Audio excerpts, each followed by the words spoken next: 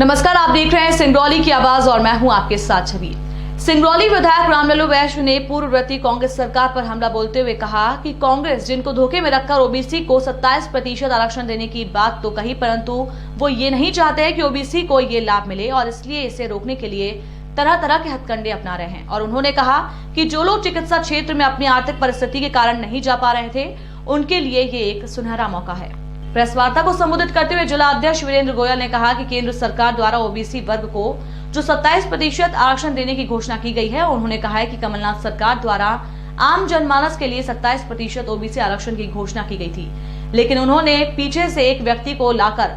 Petition दायर कराया था, जिसके लिए मध्य प्रदेश सरकार द्वारा सुप्रीम कोर्ट जाने की भी तैयारी की जा चुकी थी। और इसके बावजूद भी आज हम लोगों को ये कहने में गर्व की अनुभूति होती है कि हमारे प्रधानमंत्री नरेंद्र मोदी द्वारा 27% ओबीसी आरक्षण की स्वीकृति प्रदान की गई और उन्होंने कहा है कि इस आरक्षण से हमारे देश के काफी लोग लाभान्वित होंगे। वहीं दूसरी तरफ कांग्रेस प्रवक्ता सीपी शुक्ला ने इस पर अपनी प्रतिक्रिया देते हुए कहा है कि बीजेपी सिर्फ षड्यंत्र के तहत ओबीसी वर्ग का सिर्फ चुनावी वादे के लिए इस्तेमाल कर रही है, जबकि पूर्व में 1.5 वर्ष के लिए जब मध्य प्रदेश में कांग्रेस की सरकार थी तो कमलनाथ जी ने 27% आरक्षण देने का काम किया था,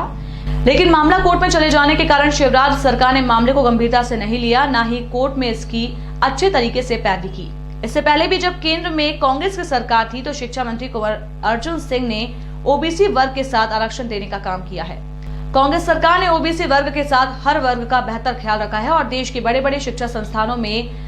IIT, IIM जैसे आरक्षण देने का काम किया है। बीजेपी सिर्फ देश को तरह तरह के वादे करके घोषणा करती है और देश को गुमराह करने का काम करती है, जबकि कांग्रेस सभी वर्ग के साथ खड़ी है और ओबीसी वर्ग के साथ पहले भी आरक्षण देने का काम करती है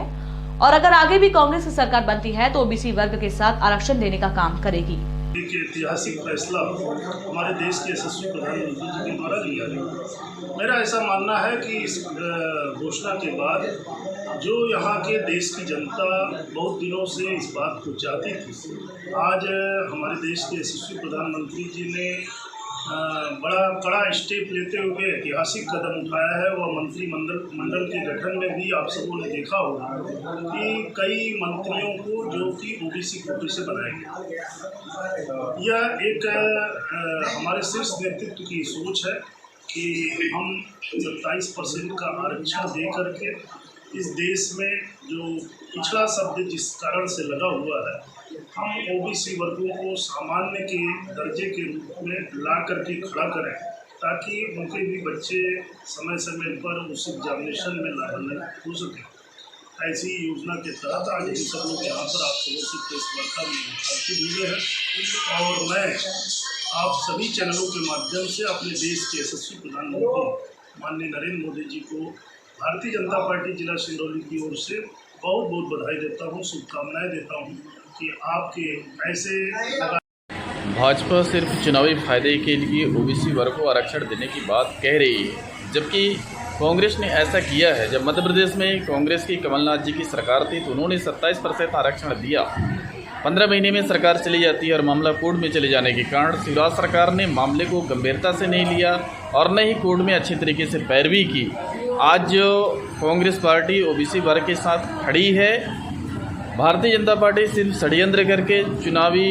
वादों की तरह ओबीसी वर्ग को आरक्षण देने की बात कह रही है। इसके पहले भी जब केंद्र में कांग्रेस की यूपीए सरकार थी उस समय भी तत्कालीन केंद्रीय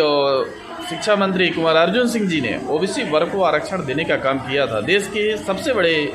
शिक्षा संस्थानों में IIT, IIM जैसे संस्थानों में भी उन्होंने ओबीसी को आरक्षण दिया हुआ था। आज जो भारतीय जनता पार्टी के लोग सिर्फ षड्यंत्र करके लोगों को गुमराह करके ओबीसी वर्ग को गुमराह करके वोट हथियाने का काम केवल करते हैं। इन्होंने कभी भी किसी वर्ग का भला नहीं किया है। भाजपा सिर्फ लोक लुभावन वादे करके, सिर्फ घोषणा करके देश को सभी वर्ग के लोगों को गुमराह करने का काम करती है। कांग्रेस पार्टी सभी वर्गों की हितैषी है। ओबीसी वर्ग के लिए भी कांग्रेस ने आरक्षण देने का काम किया है। मध्य प्रदेश में कांग्रेस की हमारी यदि सरकार फिर से आती है तो ओबीसी वर्ग को यह आरक्षण 27% का दिया जाएगा।